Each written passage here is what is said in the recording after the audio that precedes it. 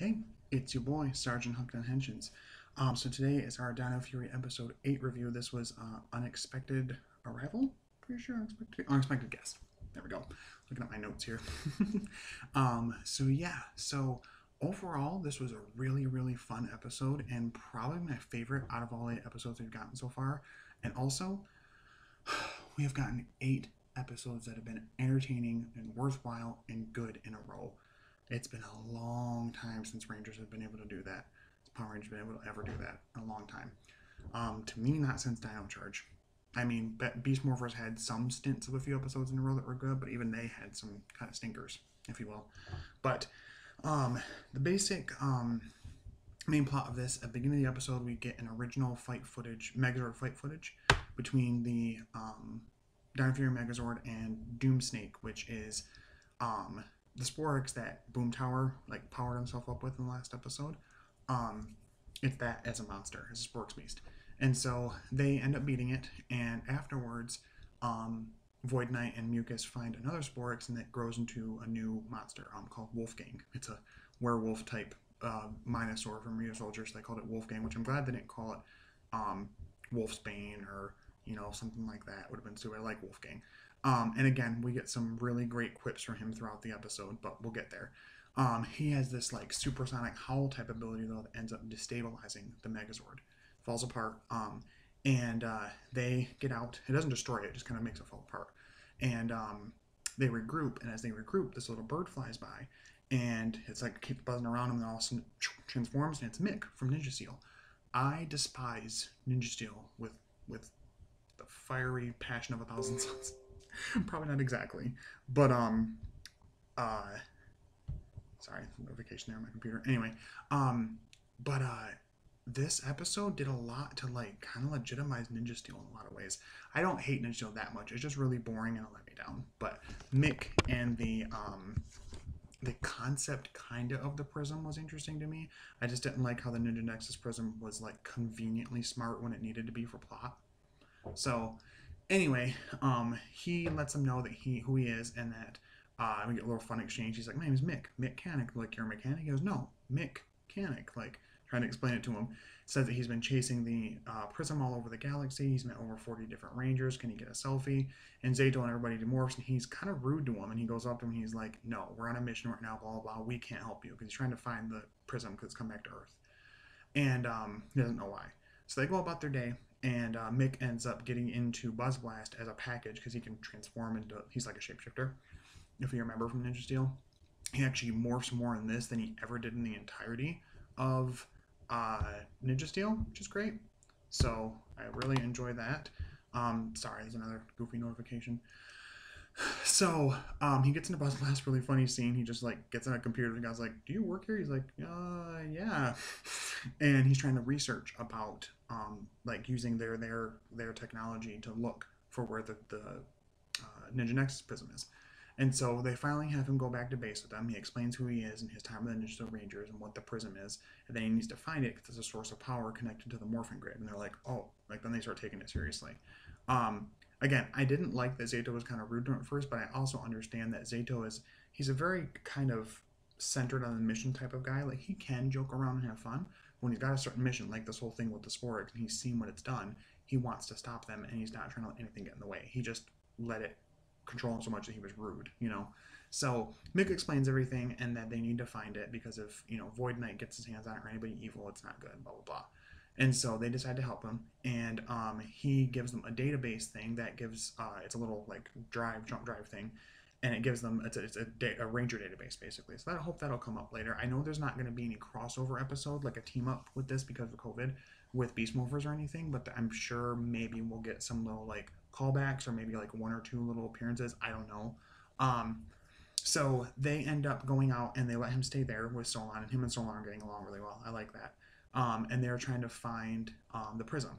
And they end up finding Wolfgang again, and he kicks their butt again. And Mick asks Solon if he has a kitchen. He's like, "Yeah, I guess so." And he's like, "All right." She's like, "Why?" He's like, "Well, I'm going to make something, and I'm a little hungry." And so he eventually meets up with them, and he gives them, he has this little lozenge thing he made, and he throws it at Wolfgang, and it makes it so his voice is really high-pitched, and his roar doesn't work anymore. which is really funny.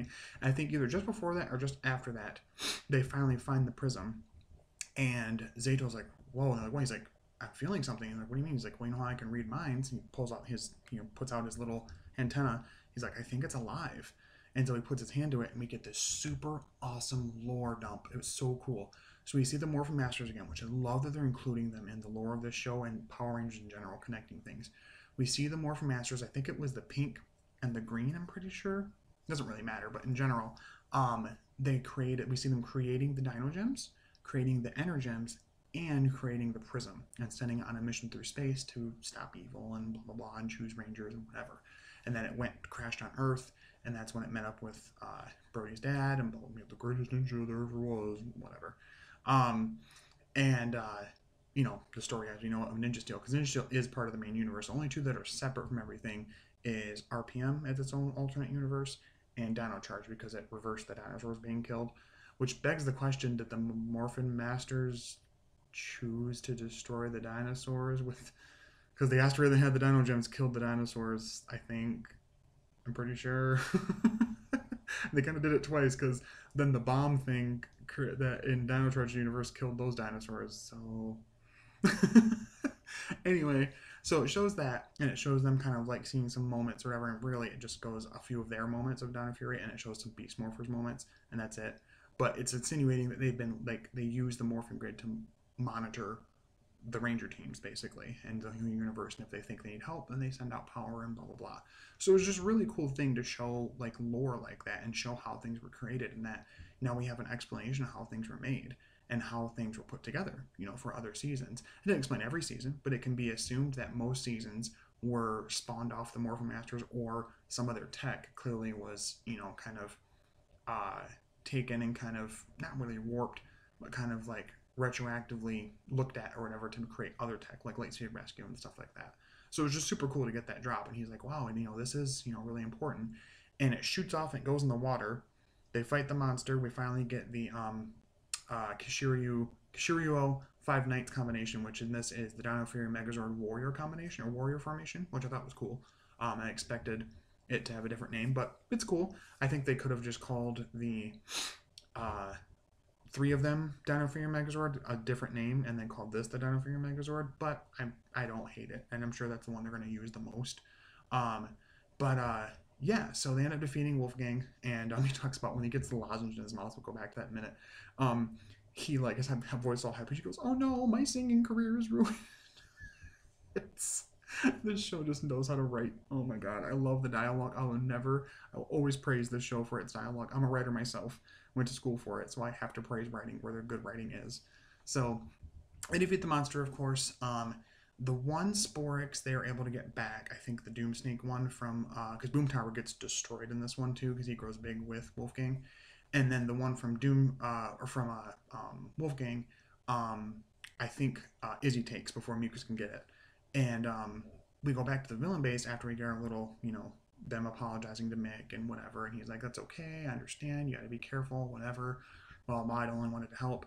And says that, but hey, if you're ever in the Lion Galaxy where I'm from, look me up. And I'm opening up a steakhouse, which in real life, the actor Kelson Henderson actually owns a steakhouse. And all the actors actually went to it. He lives in New Zealand, I'm pretty sure. And so that was just like a little, Easter egg for him. But anyway, so he leaves in Space Taxi, he goes, and then the last scene we see is Void Knight, and he's really pissed. Mucus like, it's okay, blah, blah, blah, and he doesn't really seem to care that Boom Tower was destroyed, which we don't know for sure he is, and I believe Rio Soldier, I think his equivalent, pretty sure was the one that kept coming back, but we'll see. Or they might combine him and Tank Joji into one thing, or Gun Joji, I think, whatever his name was. Anyway, so we see Void Knight go into his little, authorized access room that no one else can get into but him, right? And he goes forward and he's like, I'm sorry.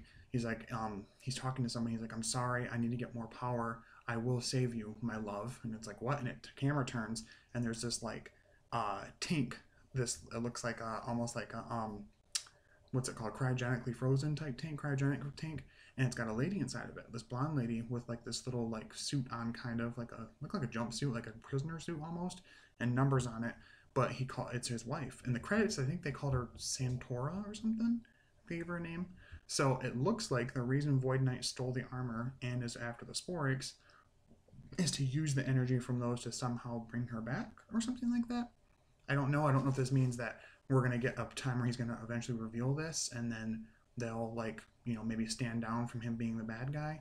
Also begs the question: what's gonna go on with the Max Ryusol debut? Would they call that in Dawn of Fury? And also if it's really gonna come from him or not?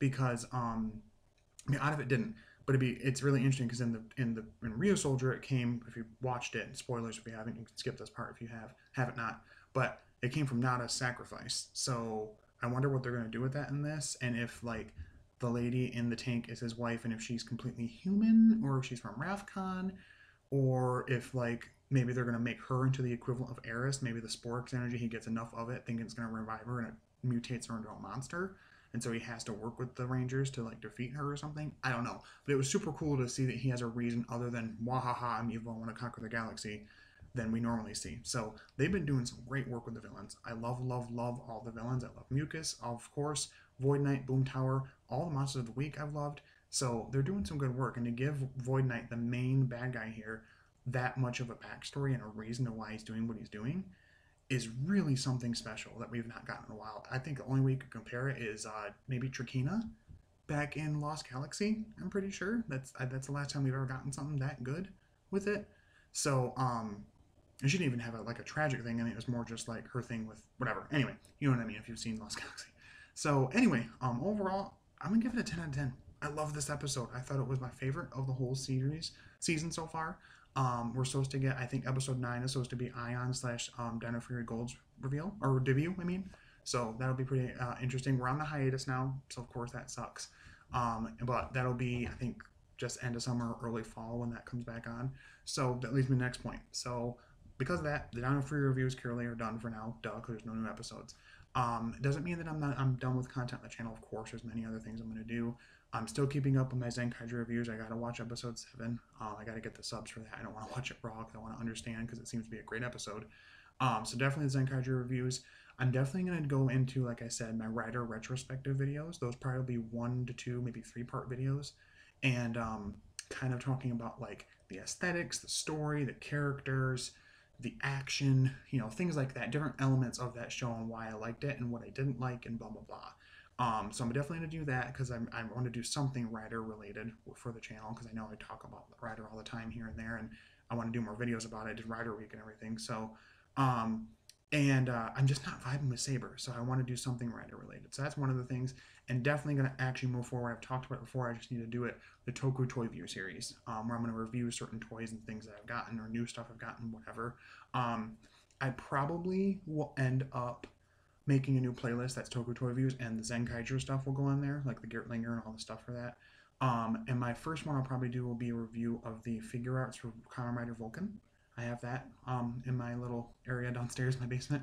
And then I'll probably go through some of my rider belts and some of my other Sentai changers and stuff like that, and kind of like show what they do and what I think of the changer and if I like it or don't.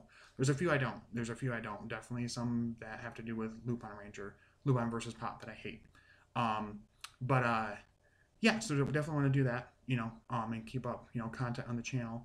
But if you guys have any other ideas for videos, if you guys, like this kind of stuff and you'd like to see me review anything else within the sphere of Toku or even outside of it a little bit, I'd be kind of okay with. Leave me a comment below. What did you guys think of the episode? Are you sad to see Boom Tower go? Are you super psyched to see the lore drops and the Morphin Masters and the backstory stuff for Void Knight? What do you guys think of the show so far right now? But yeah, so and I probably will do like a small like overall thoughts on what we have of the season so far. Like, what do I think of it so far? Just to kind of give an overall idea, which if you've watched my videos, you know where that's going to go positively, of course, but still just to give some more detail and things like that. But as always, thank you guys for watching the videos. Thank you for subscribing, for liking, commenting when you can. I don't get a ton, but I do get some, and I appreciate them. I really do. Thank you so much for subscribing. It means a lot. Again, it's just kind of something I do in my free time, but I'm glad you guys appreciate the content, definitely. Subscribe for more Toku content. And as always, stay hooked on Henshins. I'll talk to you guys later. Bye-bye.